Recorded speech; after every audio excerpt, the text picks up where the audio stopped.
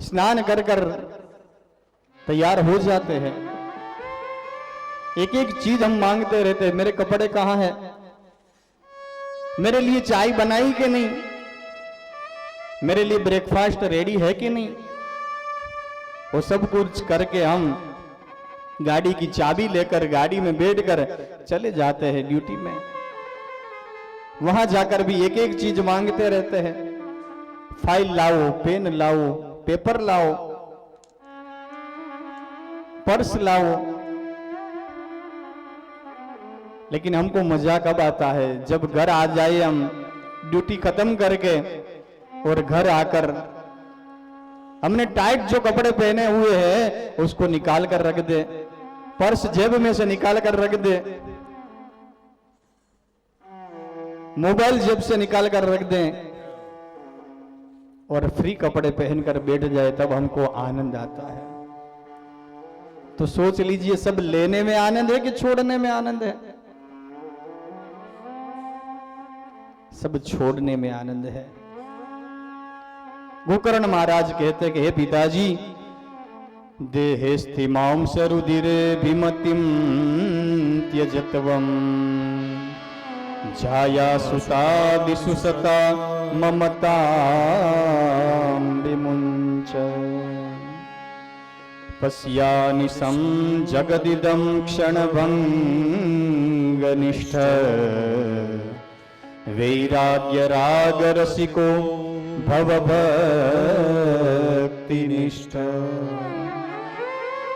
हे पिताजी, आप देह के ऊपर इतना गुमान क्यों कर रहे हो? कि देह तो कैसे बना है? देह अस्थि मांस रुधिर, उसमें तो अस्थि मांस और रुधिर भरा हुआ है।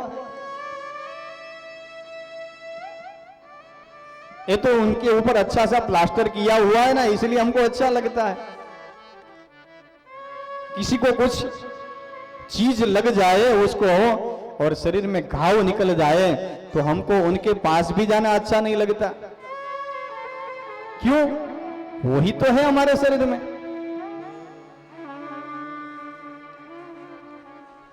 मालसर डोंगरे जी महाराज का आश्रम है गुजरात में, बड़ौदा के पास। वहां एक बार हमारी कथा शुरू थी और वहां एक संत आए, उन्होंने कहा कि हमारा शरीर क्या है? वो तो मल मूत्र की फैक्ट्री है, दूसरा कुछ नहीं है शरीर में।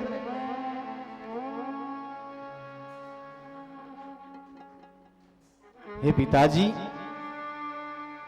अपने शरीर पे हम अभिमान करते हैं कि हम तो ऐसे हैं और उसको सजाने में लगे रहते हैं। सजाना चाहिए, जरूर सजाना चाहिए। भगवान ने जो हमको चीज दी है उनको संभाल कर रखना चाहिए, लेकिन पूरा समय उसमें व्यतीत ना हो जाए उसका भी ध्यान रखना चाहिए। हम कहते हैं कि ये मेरी पत्नी है, मेरा पुत्र है।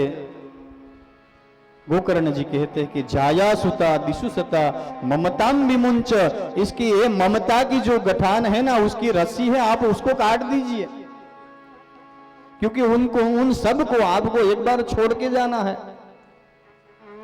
हमारे सुभाषित में लिखा है, धनानि भूमो पशवश्च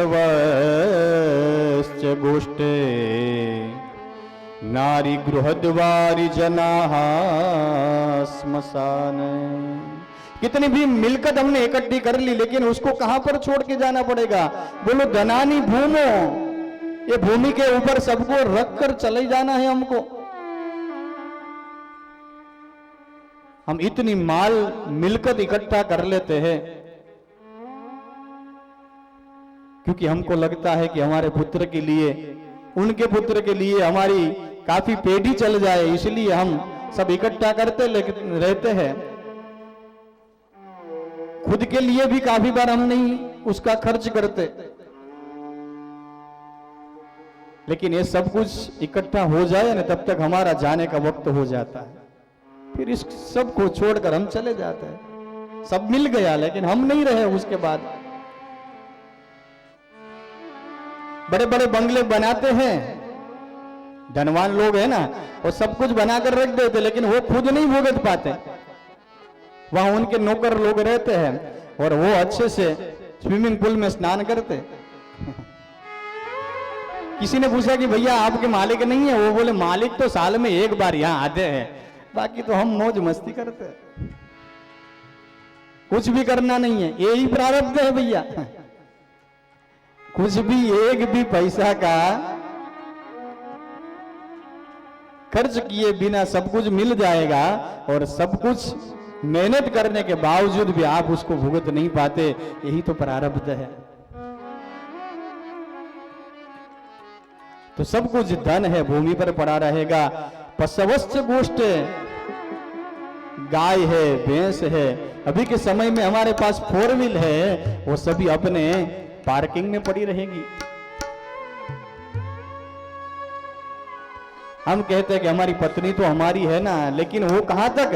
बोले नारी गृहद्वारी, अपनी पत्नी अपने दरवाजे तक पर रहती है।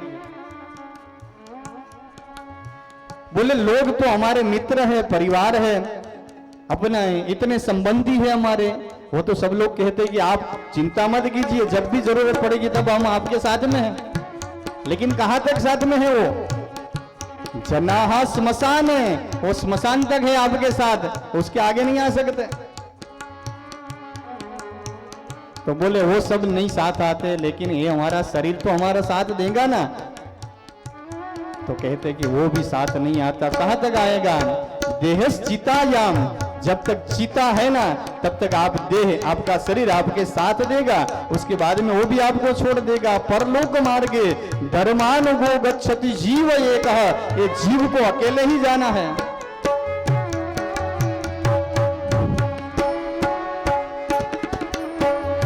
साथ देती नहीं ये किसी का, साथ देती नहीं ये किसी का, क्या भरोसा है इस जिंदगी का, क्या भरोसा है, क्या भरोसा है। साथ देती नहीं ये किसी का, साथ देती नहीं ये किसी का, क्या भरोसा है इस जिंदगी का, क्या भरोसा है।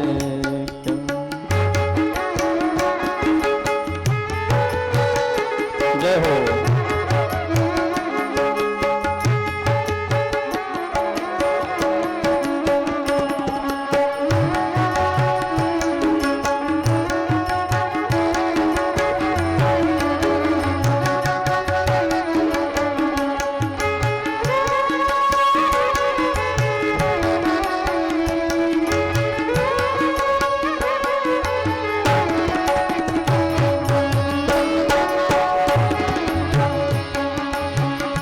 सांस रुक जाएगी चलते चलते, सांस रुक जाएगी चलते चलते, सांस रुक जाएगी चलते चलते, सांस रुक जाएगी चलते चलते, समा बुझ जाएगी चलते चलते हो, समा बुझ जाएगी जलते जलते, दम निकल जाएगा, दम निकल जाएगा, दम निकल जाएगा, दम निकल जाएगा, दम निकल जाएगा रोशनी का, क्या भरोसा है इस जिंदगी का, क्या भरोसा। साथ देती नहीं ये किसी का, साथ देती नहीं ये किसी का, साथ देती नहीं ये किसी का, क्या भरोसा है इस जिंदगी का, क्या भरोसा।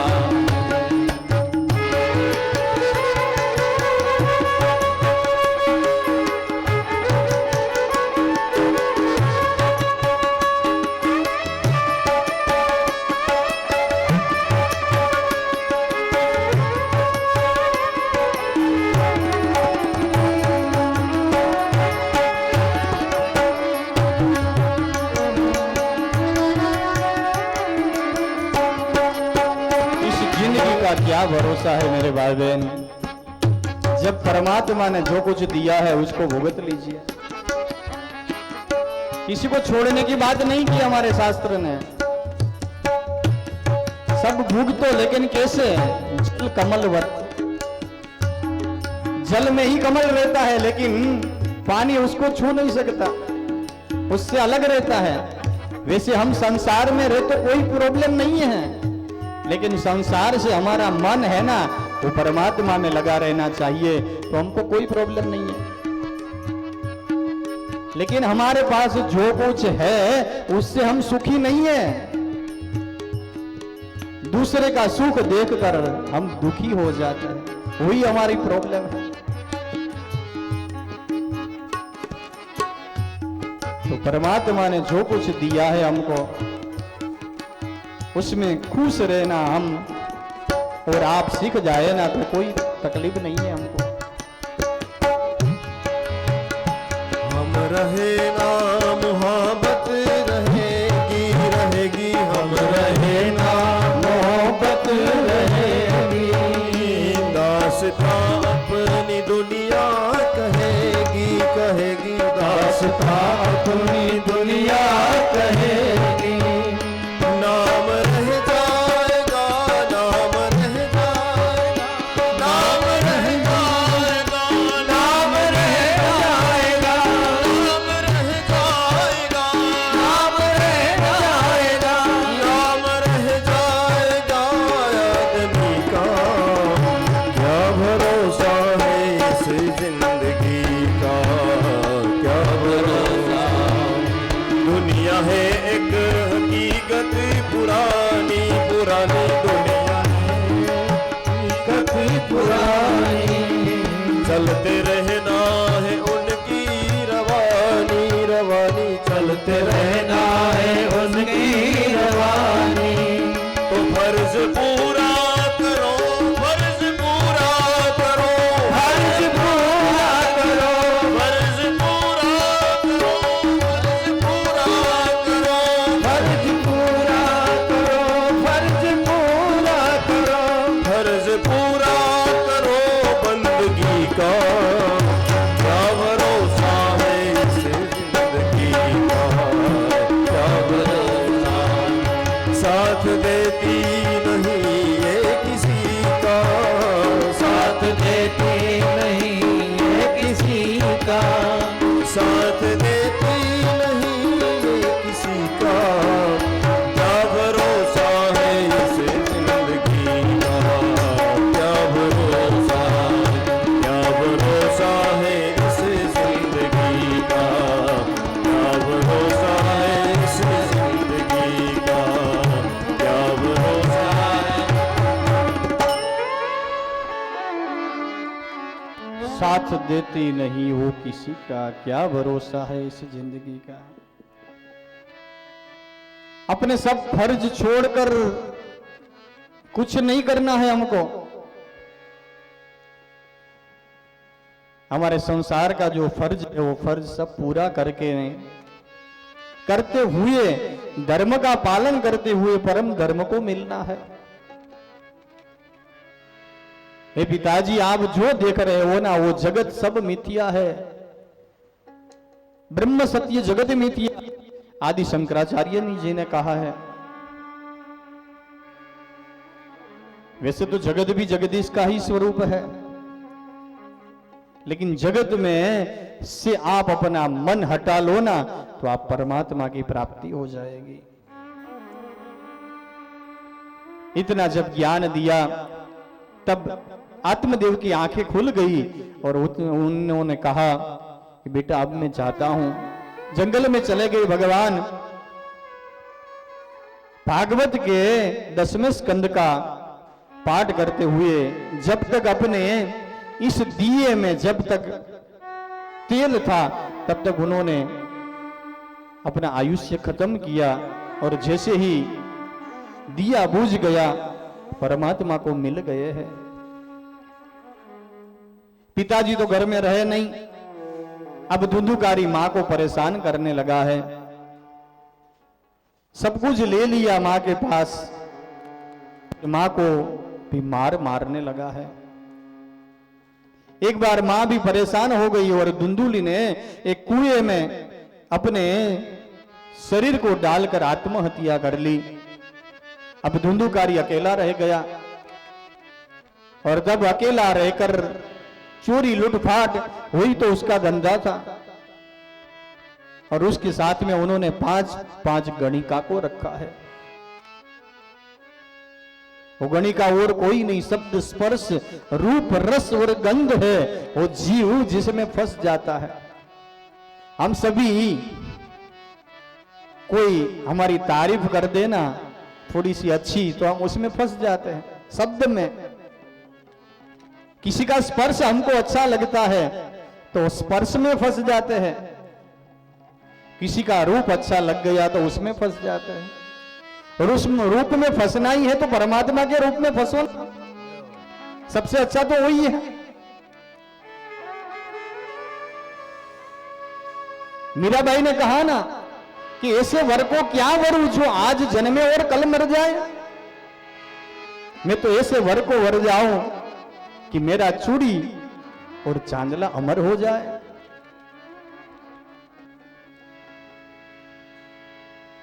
लेकिन हम ऐसे रूप में फंस जाते हैं कि जो आज तो है लेकिन कल रहेगा कि नहीं रहेगा कुछ पता नहीं है। इतने रस हमको अच्छे लगते हैं और स्वाद में हम फंस जाते हैं।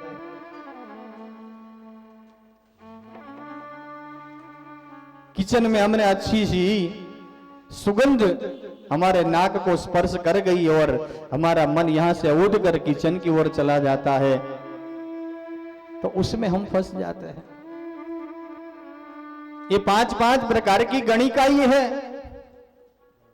धुंधुकारी उसमें फंस गया। एक बार गणिका ने सोचा कि ये सब जगह से राजा के महल में से चोरी करके आ गया। सोचा कि राजा को पता चल जाएगा तो इनको तो मार देगा, हम उनके साथ में हमको भी मार देंगे राजा। इसलिए एक पलंग के साथ रस्सी से उनको बांध दिया और उसको मारने लगे हैं। लेकिन धुंधुकारी मर नहीं रहा। ये वासना इतनी प्रबल है ना कि कभी खत्म नहीं होती मेरे भाई। उसके मुंह में जलते हुए अंगारे डाल दिए गए तो भी वो मरा नहीं। सोचा कि अब क्या करे। जमीन में एक खड्डा खोद कर उसमें उसको जिंदा था तो भी दफना दिया और सब कुछ लेकर वो गणिका वहां से चली गई। समय बीतता गया। एक बार गोकर्ण महाराज तीर्थ यात्रा में गए थे, अपने गांव में वापस आते हैं। उनको अपनी जन्मभूमि की याद आई। जननी जन्मभूमिश्च स्वर्गादपि गरीयसी, स्वर्ग से भी दुर्लभ अपनी जन्मभूमि है। वहां पर गोकर्ण महाराज आए तब सब लोगों ने उनका स्वागत किया है। उनको आसन दिया गया, बिठाया गया। काफी सत्संग की बातें हुई एक दूसरे के साथ। दो व्यक्ति मिले ना तो सत्संग की बातें करना चाहिए। हमारे पास 1 रुपया है, आपके पास भी 1 रुपया है, 1 रुपये का सिक्का है। एक व्यक्ति दूसरे को अपना सिक्का दे दे और दूसरा व्यक्ति वो व्यक्ति को अपना सिक्का दे दे तो दोनों के पास 1 ही रुपया रहा ना, कुछ डबल तो नहीं हुआ। लेकिन एक दूसरे के साथ अच्छी बातें, अच्छा सत्य की बातें, सत्संग की बातें शेयर करने से दोनों को कुछ न कुछ मिलता है, लेकिन कुछ खाली नहीं होता। तो 2 व्यक्ति मिले तो सत्संग की बातें करना चाहिए। गोकर्ण महाराज के साथ सब लोगों ने सत्संग किया। रात हुई तब कहा कि महाराज आपके लिए हम अच्छे से शयन की व्यवस्था कर दें। तब बोले कि नहीं, जहां मेरा जन्म हुआ था ना गौशाला में, वहां ही मुझे सोना है। तब कहा महाराज आप वहां मत जाइए। बोले क्यों नहीं जाओ? बोले वहां तो भूत हो रहा है। हम और आप भूत से डरते हैं लेकिन हम खुद भूत हैं। पंचभूतों से तो हमारा शरीर बना हुआ है, पृथ्वी जल तेज वायु और आकाश, ये पंचभूत तो है। जिसका शरीर नहीं रहता ना उसको प्रेत बोला जाता है। गोकर्ण महाराज ने कहा कि कुछ भी हो लेकिन मुझे वहां सोना है। घास रखकर वहां रात को सोने की तैयारी कर रहे हैं और तभी रात को मध्य रात्रि हुई तो आकाश में थोड़ी देर कोई भेड़ का स्वरूप लेकर आ जाता है, थोड़ी देर कोई इंद्र का स्वरूप लेकर आ जाता है, थोड़ी देर कोई अग्नि का स्वरूप लेकर आ जाता है और थोड़ी देर के बाद फिर मिट जाता है। गोकर्ण महाराज ने सोचा कि ये क्या है। अपने कमंडल में से जल लिया और गायत्री मंत्र बोलकर जल की अंजलि उसके ऊपर जब छिड़की तब उसमें कहा कि आप कौन हो मुझे बताओ। तब उनके सामने असली स्वरूप में उत्पन्न होकर कहने लगा, हे भैया अहम भ्राता त्वदीयोऽस्मि धुंधुकारिति नामतः स्वकीयेनैव दोषेण ब्रह्मत्वं नासितं मया। अहम भ्राता त्वदीयोऽस्मि, हे भैया मैं आपका भाई हूं छोटा और मेरा नाम धुंधुकारी है। स्वकीयेन दोषेण, उन्होंने स्वीकार कर लिया कि ये मेरा दोष है, ये मेरे दोष के कारण ये सब कुछ हुआ है। मुझे प्रेत योनि प्राप्त हुई है भैया, कैसे भी करके मुझे इसमें से मुक्त करा दो, मैं बहुत परेशान हूं। सब कुछ कर रहा था तब मुझे मालूम नहीं था कि ऐसा मुझे भुगतना पड़ेगा। इसलिए हमारे शास्त्र में कुछ न कुछ भय बताए गए हैं। नरकों की कथा इसलिए बताई गई है कि हम भय को देखकर ऐसा काम ना करें।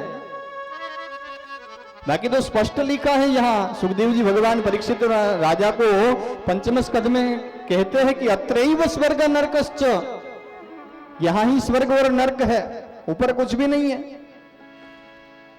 तो भी गरुड़ पुराण में बताया क्यों हम भय के बावजूद कुछ ना करें। रामचरितमानस के सुंदर कांड में भी लिखा है कि भय बिनु होय न प्रीति, जब तक हमको भय नहीं दिखाएंगे तब तक हम कुछ भी प्रेम नहीं करेंगे, इसलिए भय बताया गया।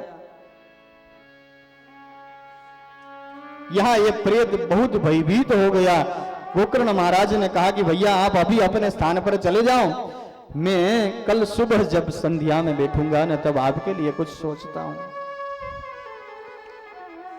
दूसरे दिन सुबह हुई, स्नान करके संध्या में बैठे भगवान सूर्य नारायण को जल चढ़ाने लगे। तुभ्यम नमो जगत साक्षिन् ब्रूहि में मुक्ति हेतुकम तत्श्रुत्वा दूरतः सूर्य स्फुटमी भित्य भासत। हे भगवान सूर्य नारायण, आपको मैं प्रार्थना करता हूं, जगत के आप साक्षी हो प्रभु, मेरे भाई को मुक्ति कैसे मिले आप बताइए। मैंने कितने लोगों को पूछा लेकिन कोई भी मुझे इसका उत्तर नहीं दे पाया, तो आप बताइए। और तभी भगवान सूर्य नारायण ने कहा कि हे गोकर्ण महाराज, श्रीमद् भागवतान मुक्ति सप्ताहम वाचनम कुरु इति सूर्यवचः सर्वैर् धर्म रूपम तु विश्रुतम। इसके लिए आप श्रीमद् भागवत कीजिए और उसी से उनकी मुक्ति होने वाली है।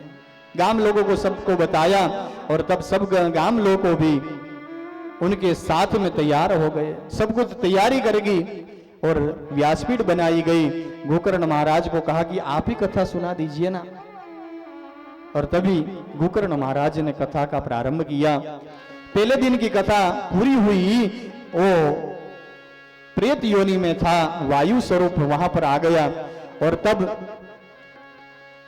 कहीं बैठने की जगह नहीं मिली उनको, तो एक बंबू था बांस का और अंदर से वो खोखला था, तो अंदर जाकर वो बैठ गया है।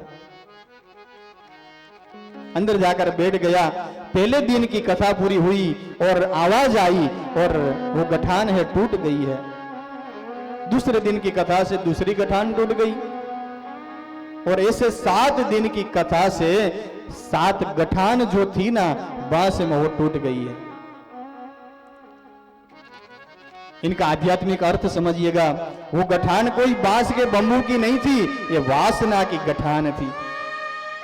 हमारी 7 प्रकार की वासना रहती है, काम, क्रोध, लोभ, मोह, मद, मत्सर, अविद्या। ये सभी गठान को तोड़ना है कथा सुन के। बांस नहीं लगाना यहाँ पर। आपके कोई पितर ऐसे नहीं है कि जिसको बांस में बैठना पड़े, बंबू में बैठना पड़े। लेकिन क्या है कि उन्होंने कथा की थी तो वहां बंबू रखा था, तो हमको भी रखना है। उन्होंने एक तोता रखा था पिंजरे में बांध कर, तो हमको भी रखना है। लेकिन इतना आप समझ लो कि कोई भी पक्षी को बांध कर रखे ना, वो बिल्कुल अच्छी बात नहीं है। आप स्वतंत्र हो, आप मुक्त हो, तो आपको कोई पकड़े, वो आपको अच्छा लगता है क्या?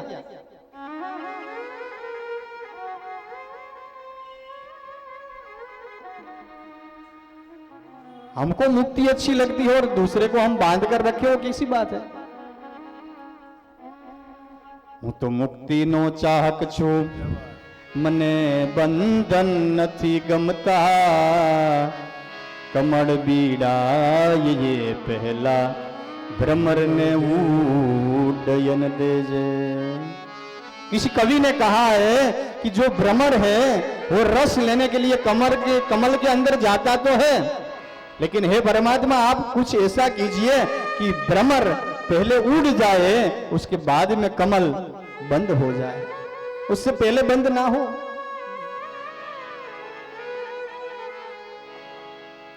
आप कितना भी अच्छा बंधन कर दो तो उनके लिए तो बंधन ही है ना। काफी लोग है तो वो सोने का पिंजरा बना करके रख दे, तो उसमें तोते को मजा आएगा क्या? हम कहते हमने तो हमारे तोते के लिए सोने का पिंजरा रखा है, लेकिन तोता कहता है कि सोने का हो या लोहे का हो, मेरे लिए तो वो बंधन ही है ना। बंधन बंधन जंखे छे मारू मन। सुत पुराणी महाराज नैमिषारण्य में 88,000 ऋषि मुनियों के सामने कथा सुना रहे हैं, और उसी कथा के बीच में एक दूसरी कथा शुरू हुई। भक्ति और ज्ञान वैराग्य के साथ उनको तृप्त करने के लिए, उनको पुष्ट करने के लिए सनत कुमारों ने नारद जी को आनंद तट पर कथा सुना रहे हैं। दूसरी कथा शुरू हुई है, और जब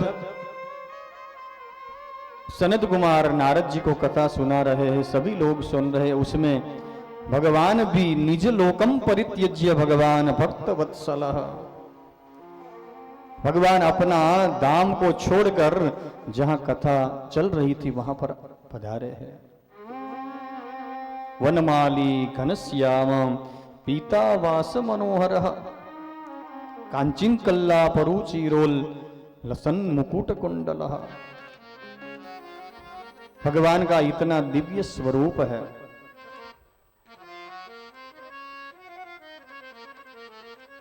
कथा हम क्यों सुनते हैं? क्योंकि उसमें भगवान के गुणानुवाद है, भगवान का गुण का वर्णन है, भगवान के रूप का वर्णन है, भगवान के नाम का वर्णन है। और यही सुनने वाली चीज है। भगवान को जो प्रेम करना है तो उसका परिचय हमको रूप से मिलता है, गुण से मिलता है, उनके स्वरूप से मिलता है। ऐसे भगवान सबके बीच में आ गए और परमात्मा ने, सब लोगों ने जय जयकार किया है। पुष्प की वृष्टि हुई, अबील गुलाल की वृष्टि होने लगी है। जो लोग वहां पर बैठे थे वो सब अपने शरीर का भान भी भूल गए हैं। सनत कुमार कहने लगे, जो कोई भगवान की कथा सुनता है ना, वो कितना भी बड़ा पापी हो, उन सभी को पाप में से मुक्त करने वाली ये भगवान की कथा है। उनका अलौकिक महिमा बताया गया। जो मूढ़ है, सठ है, वो सभी पवित्र हो जाते हैं। भगवान का नाम तो इतना पवित्र है कि जो हमने स्नान भी नहीं किया ना, तो भी हम नाम जप कर सकते हैं। पवित्र नहीं है तो भी हम नाम जप कर सकते हैं, क्योंकि विष्णु सहस्त्र में बताया गया है, पवित्राणाम पवित्रम यो मंगलानाम च मंगलम। अपवित्र को भी पवित्र करने वाला भगवान का नाम है, तो भगवान का नाम हम ले सकते हैं। हमको मालूम नहीं है कि कब इस देह में से, इस शरीर में से प्राण कब चले जाएंगे, तो हम सोचते रहेंगे कि हम पवित्र होकर फिर नाम लेंगे, तो हमको मालूम तो नहीं है हम कब पवित्र स्थिति में हम जाएंगे कि अपवित्र स्थिति में जाएंगे। इसलिए जब भी मौका मिल जाए तब भगवान का नाम स्मरण करते रहना चाहिए। काम करते समय भी भगवान का नाम ले सकते हैं। इसलिए कहा है ना कि हाथों से कर घर के काम, मुख से बोलो सीताराम। हाथों से घर का काम, मुख से बोलो सीताराम। रघुपति राघव राजा राम, पतित पावन सीताराम। रघुपति राघव राजा राम, पतित पावन सीताराम।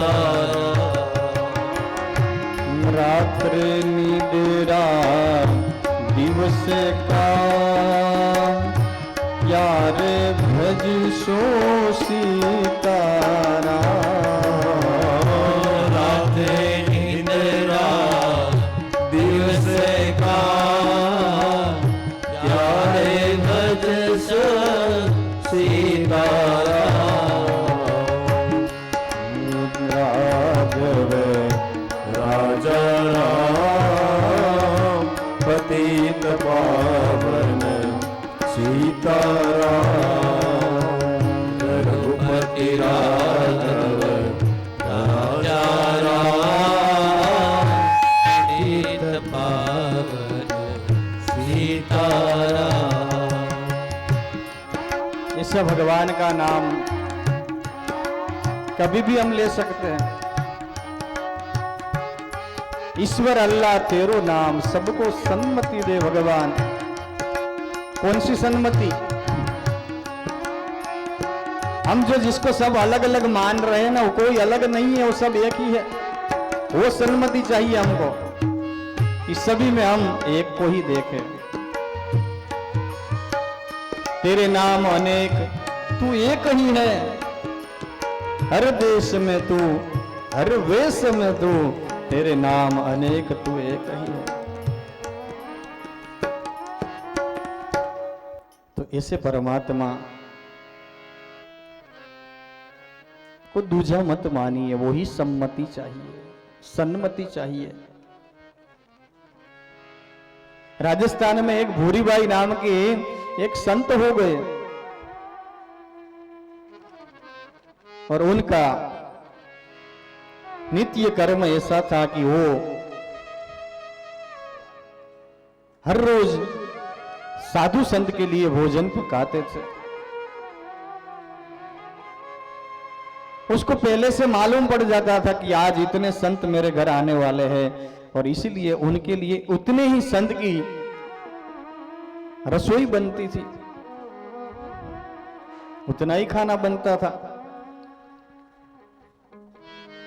किसी का खाना बच जाए तो उनको पता चल जाता कि अभी कोई बाकी है, और वो उनका समय जब आता तब तक वो आ जाते थे।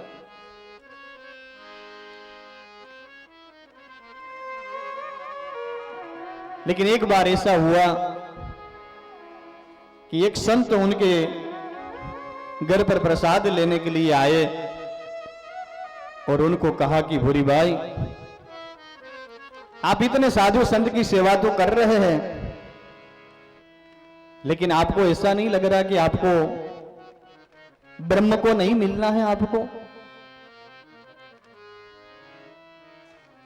हे भूरी भाई, आपको मैं ब्रह्म का साक्षात्कार करवा दूं क्या? तभी भूरी बाई ने कहा कि हे महाराज,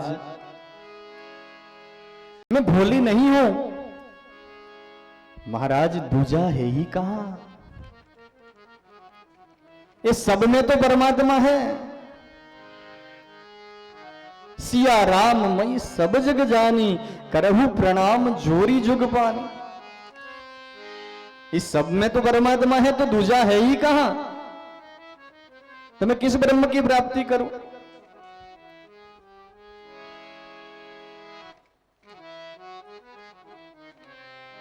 तो इसे परमात्मा के पास कोई भी जाए,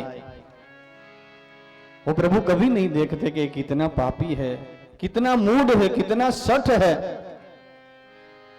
वो सभी को अपने चरणों में ले लेते हैं।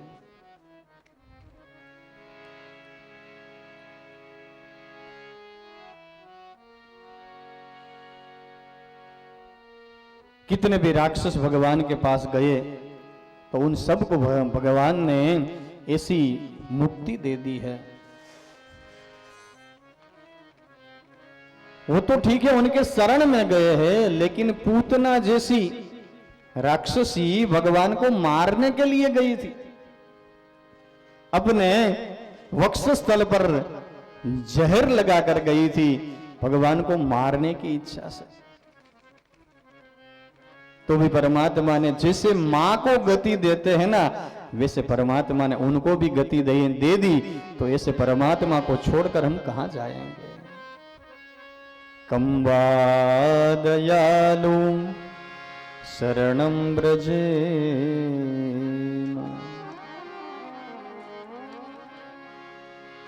सनत कुमार नारद जी को कहते हैं कि नारद जी सुनिए, ये ऐसा मार्ग है जो नवीन मार्ग है। के विशुद्ध्यन्ति वदन्तु मह्यं सप्ताह यज्ञेन कथामयेन कृपालुभिर्लोकहितं विचार्य प्रकाशितः कोऽपि नवीन मार्ग। ये व्यास जी ने ऐसा प्रकाशित किया है, ये नवीन मार्ग है। हे महाराज, कितना भी दिन बीत जाए, कितना भी पुराना हो जाए, तो भी ये नवीन है। आप सबको पता होगा कि हम कितनी बार कथा सुनते हैं। कथा तो एक ही है, उसमें तो कोई अलग है नहीं, लेकिन हर बार हर व्यक्ति से हम सुनते हैं तो कथा अलग दिखाई देती है। इसलिए इनको नवीन मार्ग बताया है।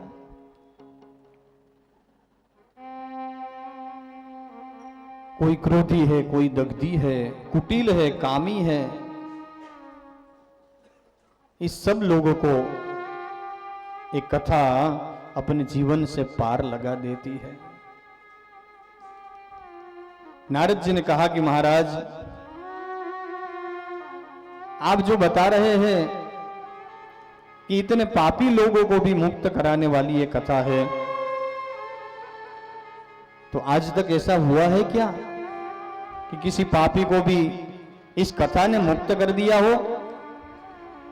बोले हाँ, जरूर है। तो मुझे जल्दी से बताइए, आप किसको मुक्त कर दिया कथा ने? तब बोले कि महाराज आप सुनिए, मैं आपको एक इतिहास सुनाता हूं। ये कोई काल्पनिक कथा नहीं है, ये इतिहास है। पूर्व में घटना घटी हुई है। श्रीमद् भागवत जी में अखंडानंद सरस्वती महाराज कहते हैं कि उसमें 4 प्रकार बताए गए हैं। श्रीमद् भागवत में घटनात्मक विभाग है, जो घटना घटी हुई है उसी का प्रकार एक भागवत में कथा में है। एक स्तुत्यात्मक विभाग है जिसमें भक्तों के स्तुति का प्रकार है। एक गीतात्मक विभाग है। श्रीमद् भागवत में 5 प्रकार के गीत है। वेणु गीत है, युगल गीत है, गोपी गीत है, महिषी गीत है, भ्रमर गीत है। तो ये पूर्व में घटी हुई घटना है, इसलिए इनको इतिहास बताया है। अत्र ते कीर्तयिष्यामि इतिहासम पुरातनम। महाराज जल्दी से बताइए क्या है। तब कहा तुंगभद्रा तटे पूर्वम अभूत पत्तनमोत्तमम्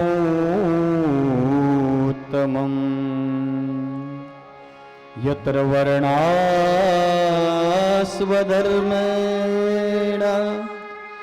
सत्य सत्कर्म तत्परा। ये महाराज तुंगभद्रा नदी के तट पर एक आत्मदेव नाम का ब्राह्मण रहता था और उनकी पत्नी का नाम धुंधुली था। और आत्मदेव इतना पवित्र ब्राह्मण था, इतना ज्ञानी था वो कि द्वितीय इव भास्कर ऐसा लिखा है। उतना तेज ऐसा था कि जैसे सूर्य का तेज होना वैसे ही उनका तेज था। दूसरा सूर्य दिखता हो ऐसा व्यास जी ने लिखा। लेकिन उतनी उनकी पत्नी धुंधुली थी, वो प्रायशो बहु जल्पिका,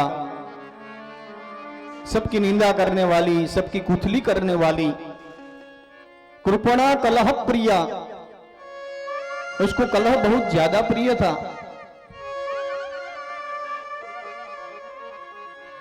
तो भी दोनों का दाम्पत्य जीवन चल रहा था।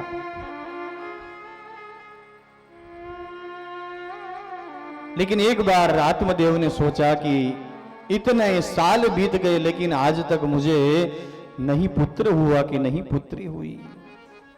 न पुत्रो नापि वा पुत्री ततस चिंता तो रोभृशम। और इतने चिंतित हो गए, चिंतित होकर अपने घर में से निकल गए और जंगल की ओर चलने लगे हैं। सोचा कि अब मुझे घर में नहीं रहना है, किसके साथ में रहूं। और तभी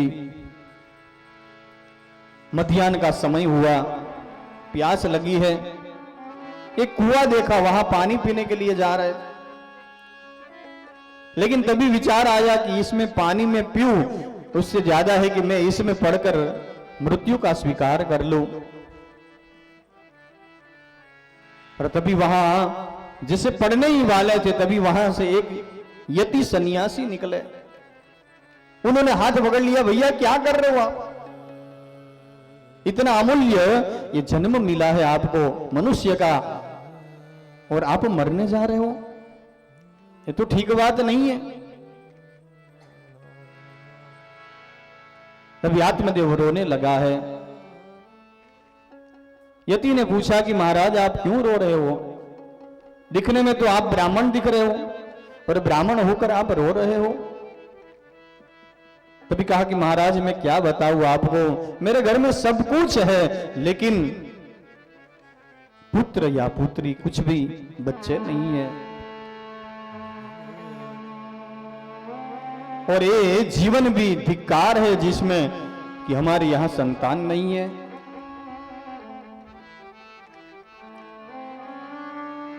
काम से लौट कर आए तो किसके साथ हम बातें करें, किसके साथ खेल खेले। किसके लिए कुछ उपहार लेकर जाए। यति उनको समझा रहे हैं कि हे ब्राह्मण, आप समझिए कि जिसके यहां संतान है वो सब लोग सुखी है क्या? हे महाराज, मुंचा ज्ञानम प्रजारूपम बलिष्ठा कर्मणो गति विवेकम तु समासाद्यम त्यज संसार वासना। महाराज, विवेक से आप समझिए तो संसार की वासना है पूरी, उसमें आप मत जाइए। प्रारब्ध के वश जिसको जो कुछ मिला है ना, उसका उनको स्वीकार करना चाहिए। भगवान ने बालक दिए हैं तो उनके साथ मौज मस्ती से रहिए, और नहीं दिया है तो उसमें भी आपका कुछ भला होगा।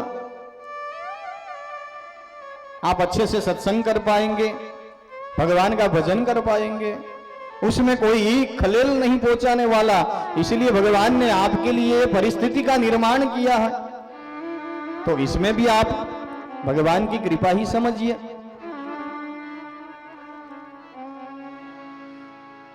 ब्राह्मण कहने लगा कि महाराज, आप सन्यासी हो ना, इसलिए आप ऐसा बोल रहे हो, लेकिन संसारी का ये दुख है, उसको आप सन्यासी नहीं समझ पाओगे। आपको क्या पता कि बच्चे क्या होते हैं, परिवार क्या होता है।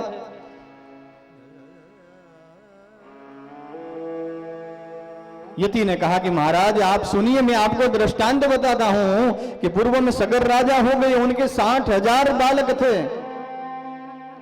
लेकिन तो भी वो सुखी नहीं थे, वो तो जलकर खाक हो गए। चित्रकेतु नाम का राजा था, उनको 1 करोड़ रानियां थी, उनको एक पुत्र का जन्म तो हुआ, लेकिन थोड़ी देर के बाद वो फिर से मृत्यु हो गया उनका। इससे तो अच्छा है कि नहीं है, आकर फिर कोई छीन ले तो उसमें तो बड़ा ज्यादा दुख होता है। ये महाराज आप सोचिए,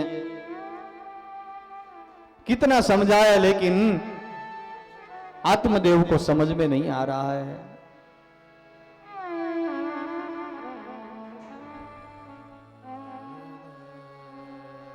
कई बार हमको महापुरुष लोग,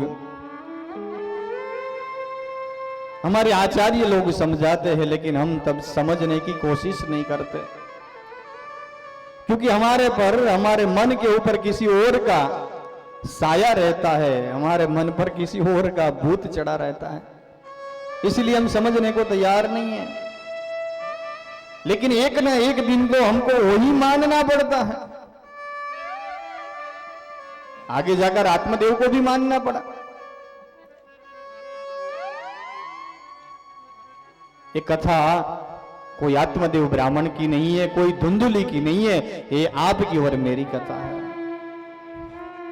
तुंगभद्रा तट है ना, उसका आध्यात्मिक अर्थ समझिए। तुंगभद्रा तट है वो हमारा देह शरीर है, और उत्तम नाम का नगर जो है वो हमारा हृदय है। आत्मदेव ब्राह्मण है वो हमारी आत्मा है, और धुंधुली है वो हमारी बुद्धि है। आत्मा को ये सब कुछ कितना भी बताओ आप, आत्मा को ये सब अच्छा नहीं लगता, लेकिन हमारी बुद्धि और मन को सब कुछ अच्छा लगता है। इतना अच्छा लगता है कि हम उन सब में हमारा हित ही इच्छते हैं, हमारा अच्छा ही देखते हैं, लेकिन असल में वो हमारा अच्छा नहीं है। हमारा अच्छा तो केवल परमात्मा को प्रेम करना, वो ही हमारे लिए अच्छा है।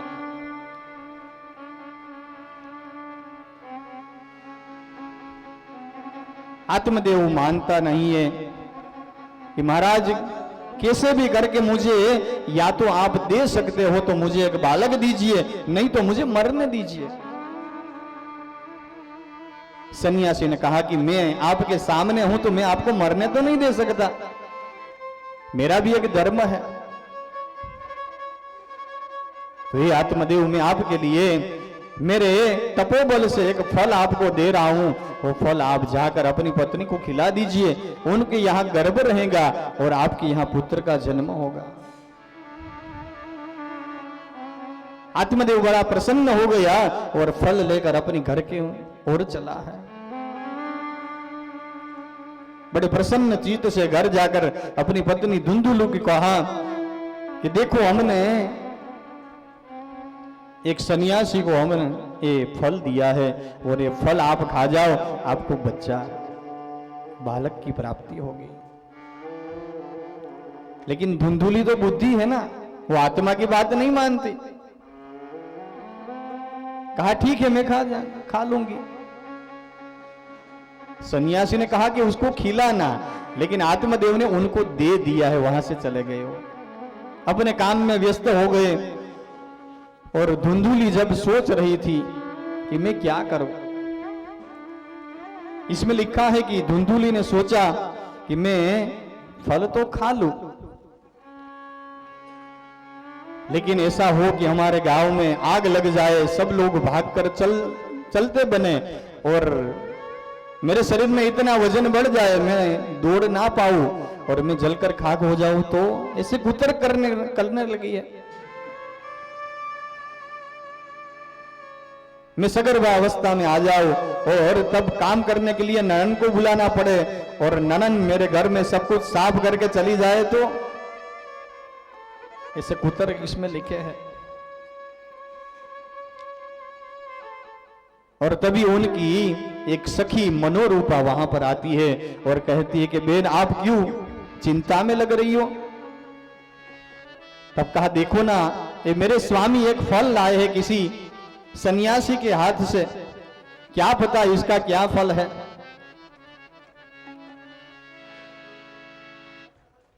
मनोरूपा ने कहा कि बहन, आप जो मेरी बात मानो ना, तो मैं आपको बात बताऊं कि ये फल आप मुझे दे दो। आपके आंगन में एक गैया है, गाय है, उनको भी कितने साल से कोई बछड़ा नहीं हुआ, तो आप एक बार देख लो ना कि ये सन्यासी तो कितने भी मिलते रहते हैं, उनकी बात कभी सच नहीं होती।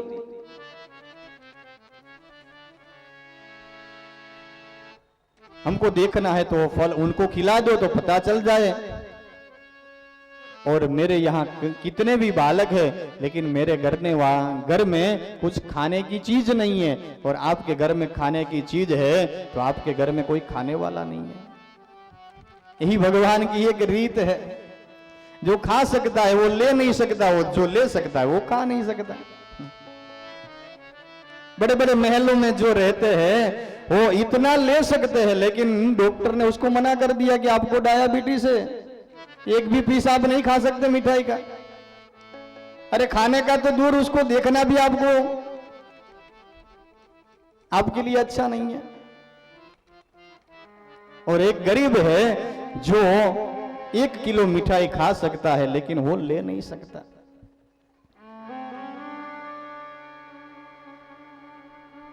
ये सभी प्रारब्ध का खेल है मेरे भाई बहन। मनोरूपा ने बताया कि मैं अभी सगर्भावस्था में हूं, तो हे सखी, आप भी ऐसा साज सजा लो ना अपने शरीर पे, जब मेरे वहां संतान होगा तो मैं आपको दे दूंगी, और आप मुझे उसके बदले में मिलकर पैसे दे देना। और फल गाय को खिला दिया है। अपने पेट पर कपड़े लगाकर धुंधुली ने ऐसा बताया कि मैं भी सगर्भा अवस्था में हूं। आत्मदेव बड़ा प्रसन्न हो गया कि सन्यासी ने जो बताया वो सही है। समय आया तब मनोरूपा के वहां बालक का जन्म हुआ, और वो बालक आत्मदेव जब घर पे नहीं था तब धुंधुली को देकर चली गई। उसके बदले में धुंधुली ने उनको काफी हीरा जवेरात पैसे दे दिए। आत्मदेव इतना खुशी है, सबको कुछ ना कुछ दान देने लगा है। और 3 महीने के बाद त्रिमासे निर्गते चाथ साधेनु शुश्रुवेर्भकम् सर्वांग सुंदरम दिव्यम निर्मलम कनक प्रभम। उसके घर में तो बालक हो गया, लेकिन उसकी गाय को भी 3 महीने के बाद, नियम ऐसा है कि गाय को बछड़े का जन्म होता है, लेकिन वहां भी बालक का जन्म हुआ, क्योंकि ये सन्यासी का तप का फल था। लेकिन उनके कान जो है ना, वो कान गाय के जैसे थे, इसलिए उनका नाम गोकर्ण रखा गया है। दोनों के नामकरण संस्कार किए गए। धुंधुली का पुत्र, उसका नाम धुंधुकारी रखा। लेकिन गोकर्ण पंडितों ज्ञानी धुंधुकारी महाखल हुआ है। क्यों? कि अपने पति के साथ उसने अच्छा काम नहीं किया। ये सन्यासी का फल नहीं है, इसीलिए खल बन गया। गोकर्ण महाराज अपने मित्र को साथ लेकर छोटा सा यज्ञ कुंड बनाते हैं, उसमें समीधा डाल के हवन करते हैं, और ये धुंधुकारी है, किसी को मार देता है, किसी को परेशान करता है, मुर्दे के ऊपर रखा हुआ अन्न खा लेता है। और ऐसे ही धीरे धीरे उनका इतना कर्म बढ़ गया कि एक बार आत्मदेव परेशान हो गया। एक बार जब बालक नहीं था तब घर छोड़ने को तैयार हुआ, और आज बालक हुआ है उसके बाद उन्होंने घर छोड़ने का विचार किया। और जब जाने लगे तभी गोकर्ण महाराज मिल गए, उनको कहने लगे कि पिताजी आप क्या करने जा रहे हो? आइए पिताजी मैं आपको कुछ ज्ञान देता हूं। नियम ऐसा है कि पिता अपने पुत्र को ज्ञान देता है, लेकिन यहां विपरीत परिस्थिति हुई है कि यहां पुत्र अपने पिता को ज्ञान देता है। गोकर्ण महाराज ने यहां 3 मंत्र में ऐसा ज्ञान दिया है कि हम सभी के लिए एक ज्ञान है। पिताजी आप अपने विवेक और चैतन्य बुद्धि से पूर्वक जो गठान है अपने जीवन की, वो गठान को आप तोड़ दीजिए। तभी आत्मदेव को याद आया कि बेटा ये तो मुझे पूर्व एक सन्यासी मिले थे, वो भी मुझे यही समझा रहे थे, लेकिन तब मैं समझा नहीं, लेकिन आज मुझे कुछ कुछ समझ में आ रहा है।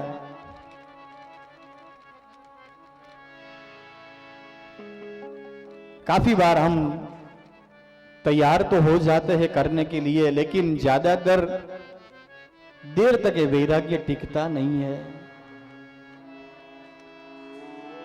लेकिन जब तक हमारे जीवन में त्याग नहीं आएगा तब तक वैराग्य टिकने वाला नहीं है। स्वामीनारायण संप्रदाय में एक निष्कुलानंद सरस्वती नाम के एक स्वामी जी हो गए, उन्होंने बड़ा अच्छा पद लिखा है। त्याग न टके वैराग्य बिना,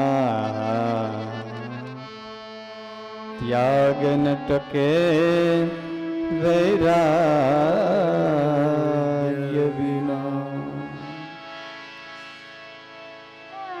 जब तक हम सब कुछ छोड़ नहीं देते, मजा तो तभी आता है हमको जब छोड़ देते सब।